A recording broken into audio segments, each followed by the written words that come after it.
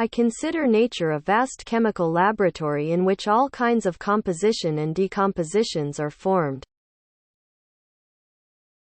As the poet said, only God can make a tree, probably because it's so hard to figure out how to get the bark on.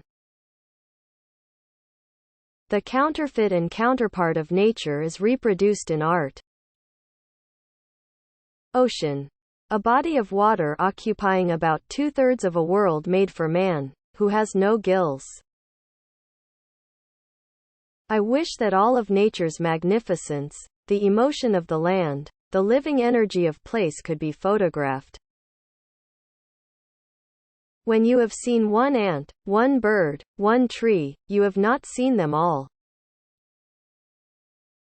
The flower is the poetry of reproduction. If you violate nature's laws, you are your own prosecuting attorney, judge, jury, and hangman. The universe is one great kindergarten for man.